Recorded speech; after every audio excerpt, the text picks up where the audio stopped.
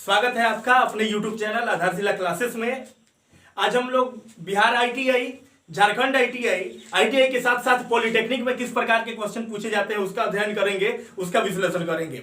इसी क्रम में हमारा पहला क्वेश्चन है 2 जोड़ x रूट 3 बराबर 1/2 रूट 3 तो x बराबर क्या होगा। यह क्वेश्चन बिहार ITI के 2019 में पूछा गया था और हमारे एग्जाम में 2020 में भी इस प्रकार के क्वेश्चन पूछे जाएंगे। आप लोग को इस प्रकार के क्वेश्चन मिले तो बिल्कुल नहीं फंसना है। इसके बाद से अगर ऐसा क्वेश्चन मिलेगा आज के बाद से कभी भी जीवन में, तो आप देखते ही उसका माइंड में आंसर कैलकुलेट कर लोगे, परेशानी नहीं होगी, फंसना नहीं है। देखिए इस प्रकार का क्वेश्चन हो और तिरछा तिरछी जब गुना कीजिएगा, इसके बटन में एक छुपा है तो क्वेश्चन तो सोल्व हो जाएगा, लेकिन थोड़ा सा लेंदी जाएगा। तो आइए देखते हैं। सबसे पहले हम लोग इसका चाहें तो परिमेयकरण कर सकते हैं कि नहीं कर सकते हैं। तो आइए हम लोग इसका परिमेयकरण कर ले। यह तो इसके बराबर है। हमारा इधर क्या है, RHS साइड में 1/2 जोड़ रूट 3।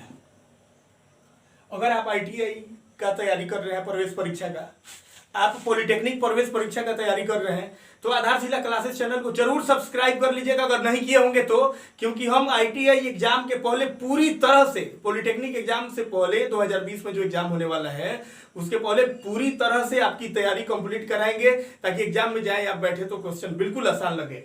1/2 जोड़ रूट 3, इसका अगर परिमेयकरण करना हो तो कैसे करते हैं, आप शुरुआती कक्षाओं में भी पढ़ चुके हैं, क्लास 9th में भी पढ़ चुके हैं। कैसे करते हैं, ये हो जाएगा 2 जोड़ रूट 3 है, ऊपर हो जाएगा 2 माइनस रूट 3 और बाई इधर 2 माइनस रूट 3। ठीक है, ऐसे ही ना परिमेयकरण किया जाता है। यहाँ पे प्लस में है तो ऊपर माइनस और नीचे भी क्या लिख देते हैं, माइनस लिख देते हैं। एक में अगर ऊपर गुना करते हैं तो क्या होगा, 2 माइनस रूट 3 हो जाएगा। और यहाँ देखिए a plus B into A minus B, a plus B into A minus B बराबर क्या होता है, a square minus B square होता है। तो a स्क्वायर 2 का स्क्वायर क्या होगा 4 और माइनस बी स्क्वायर रूट 3 का स्क्वायर रूट 9 का वर्गमूल क्या होगा 3 होगा। ये होगा हमारा 2 माइनस क्या हो गया रूट 3, बटा में 4 1 होगा जिसका कोई वैल्यू नहीं, 1 है तो बटा में 1 तो रहता ही है। हमारा इधर मान निकल गया 2 माइनस रूट 3। यह किसके बराबर आया, यह इसके बराबर आया क्या, 2 माइनस रूट 3।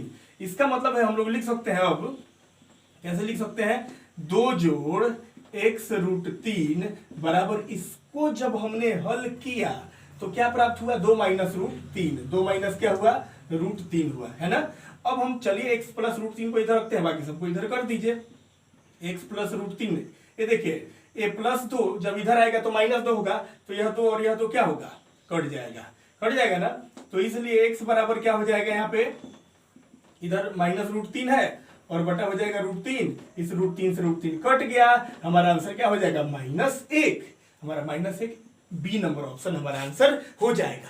उम्मीद करते हैं एक क्वेश्चन आपके समझ में आ गया होगा। अगर क्वेश्चन समझ में नहीं आया होगा तो कमेंट बॉक्स में जरूर बताइएगा, कोशिश करेंगे कमेंट बॉक्स में ही बता दें, समझा दें। क्वेश्चन को रिपीट करते रहिएगा। चलते हैं दूसरे क्वेश्चन की तरफ। आज का हमारा दूसरा क्वेश्चन है। इस प्रकार के क्वेश्चन भी आपके एग्जाम में पूछे जा सकते हैं, इस प्रकार का भी तैयार रखिएगा क्वेश्चन। 1 + 2 + 3 + 4 + ... 99। ये 999 भी हो सकता है, 495 भी हो सकता है। कितना जोड़िएगा नहीं, 10th में आप लोगों ने पढ़ा है AP में सूत्र, जब सम निकालते हैं तो SN बराबर n/2 × 2a + n - 1 × d पढ़े है ना। लेकिन हम लोग यहाँ पे इस सूत्र से नहीं निकालेंगे। चलिए हम लोग ये प्राकृतिक संख्या दिख रहा है ना, तो लगातार n प्राकृतिक संख्याओं का योगफल से निकाल लेते हैं। लगातार n प्राकृतिक संख्याओं का योगफल क्या होता है, n क्या होता है, n × n + 1/2 होता है। तो हमारा n का मान लास्ट में कितना है, 99 है, और इंटू n + 1, 99 एक जोड़ोगे क्या होगा, 100 होगा, और 100 बटा हो जाएगा 2, 2 से कट जाएगा 50 बार में, 50 में 99 से गुना कीजिएगा तो होगा 4950, यानी आपका ऑप्शन हो जाएगा सी, यही हो जाएगा आपका राइट आंसर। उम्मीद करते हैं क्वेश्चन यह भी समझ में आया होगा। अब चलेंगे तीसरे क्वेश्चन की तरफ। हमारा आज का तीसरा क्वेश्चन है और यह तीसरा क्वेश्चन आपके एग्जाम में पूछेगा, 100% पूछेगा। एक वृत्त की त्रिज्या 10% बढ़ा देने पर क्षेत्रफल में कितने प्रतिशत की वृद्धि होगी। बताने वाले अलग अलग प्रकार से, भांति भांति के लोग इसको भांति भांति प्रकार से बताते हैं और बनाने वाले भी इसे भांति भांति प्रकार से बनाते हैं। एग्जाम में कहीं ऐसा ना हो कि आप एक क्वेश्चन को बनाते रह जाए, आपका मैथमेटिक्स का टाइम लगभग एक ही क्वेश्चन में लटक जाए। वैसे नहीं करना है, लटकन झटकन वाला काम इन सब चीजों में नहीं करना है। बनाना है, स्पीड में बनाना है, मस्ती के साथ बनाना है, क्वेश्चन नहीं छोड़ना है, टोटल क्वेश्चन टच करना है। आप आईटीआई के एग्जाम दे रहे हो, देने वाले हो, आईटीआई प्रवेश परीक्षा का या पॉलिटेक्निक प्रवेश परीक्षा का एग्जाम देने वाले हो, आपकी इच्छा हो कि पॉलिटेक्निक मेरा निकल जाए, पॉलिटेक्निक का प्रवेश परीक्षा आपकी इच्छा हो, आप एक दृढ़ शक्ति के साथ तैयारी कर रहे हो, तो ये सारे क्वेश्चन आपके लिए बहुत इजी साबित होने वाले हैं। तो हम उस मेथड से नहीं बताएंगे जो आपका 3 पेज में बनेगा, हम उसी मेथड से बताएंगे कि वृत्त की त्रिज्या 10% बढ़ा देने पर क्षेत्रफल में कितने प्रतिशत की वृद्धि होगी।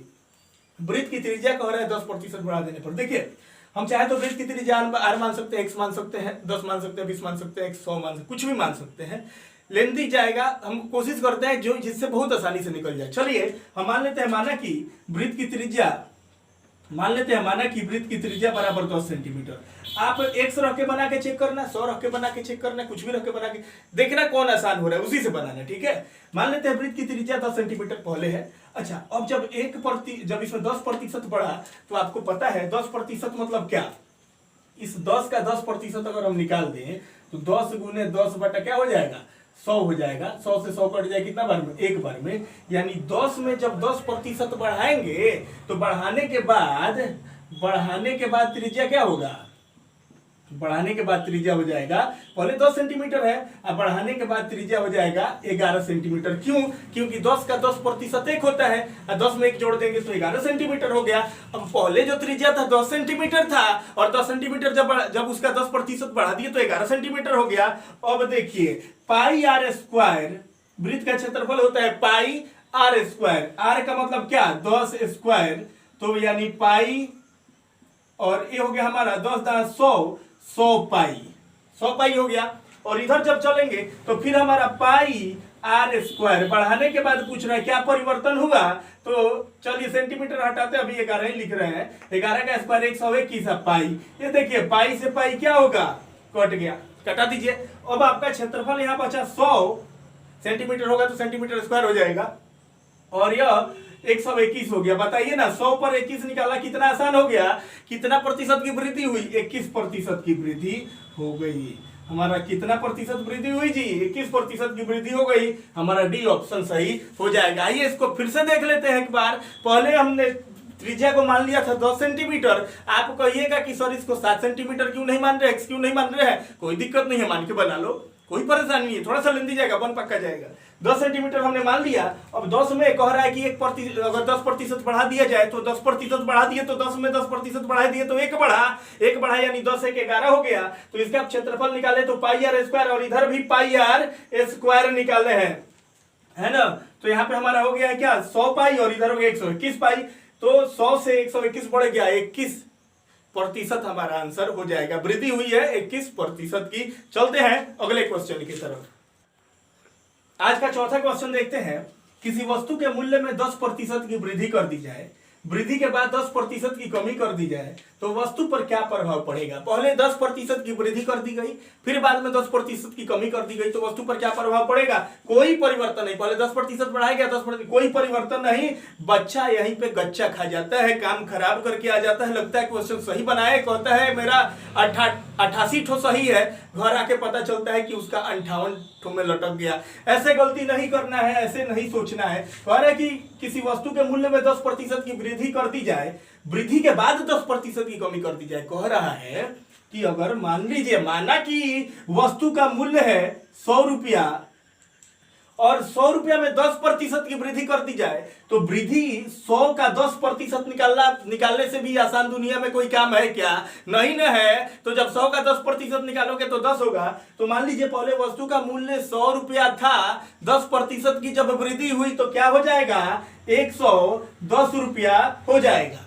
ठीक है, अब क्या कह रहा है, अब कह रहा है कि बढ़े हुए मूल्य में से बढ़े हुए वृद्धि कर दी जाए, वृद्धि के बाद 10% की कमी कर दी जाए। वृद्धि जब हो गई यानी जब 110 हो गया तब 10% की कमी कर दी जाए, तो उस 10% को इसमें से घटाना।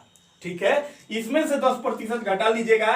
तो आइए निकाल लेते हैं, 110 का 10% क्या हो जाएगा, गुना 10 बटा 100 हो जाएगा, यानी हमारा क्या हो जाएगा, 11 हो जाएगा। अब इस 11 जो 10% की कमी कर दी जाए, यानी इस 11 की क्या कर देंगे, कमी कर देंगे।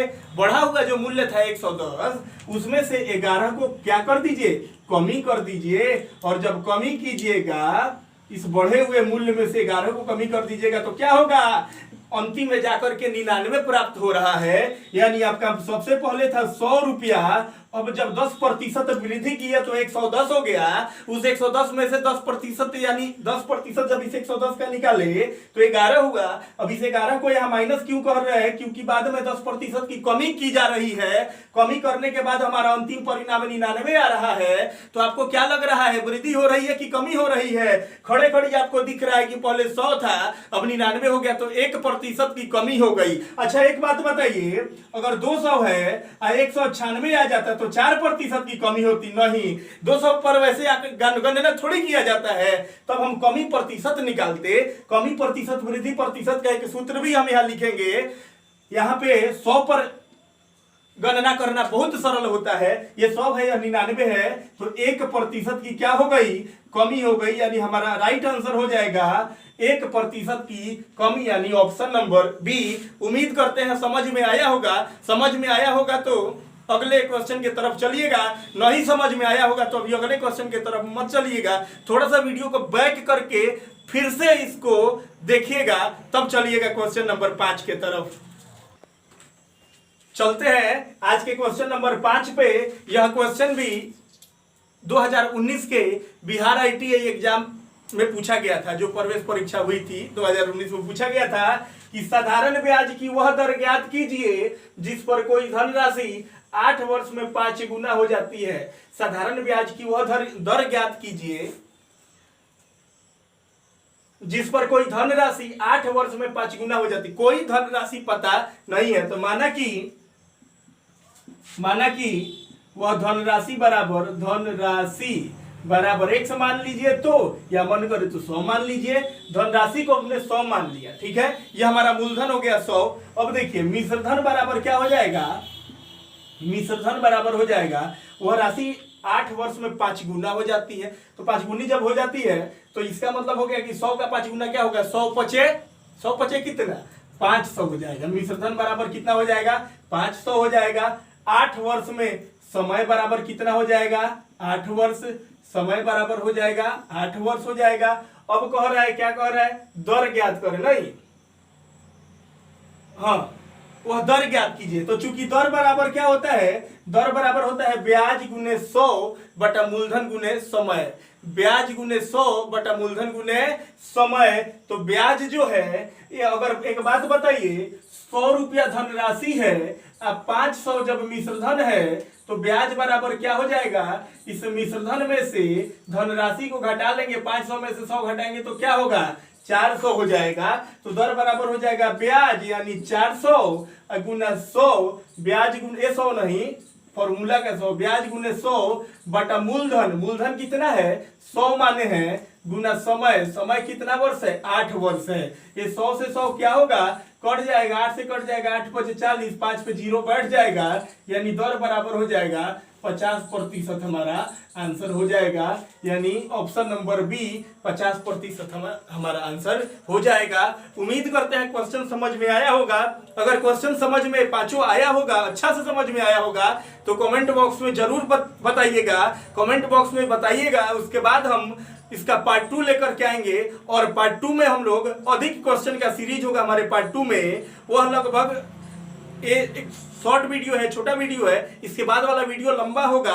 अगर कमेंट बॉक्स में अपना राय सुझाव दीजिएगा तब। रहने देंगे आज के लिए बस इतना ही। चैनल सब्सक्राइब नहीं किए होंगे तो पक्का कर लीजिएगा, अपने फ्रेंड सर्कल में जरूर शेयर कीजिएगा ताकि अधिक से अधिक लोग लाभान्वित हो सके। बहुत बहुत धन्यवाद।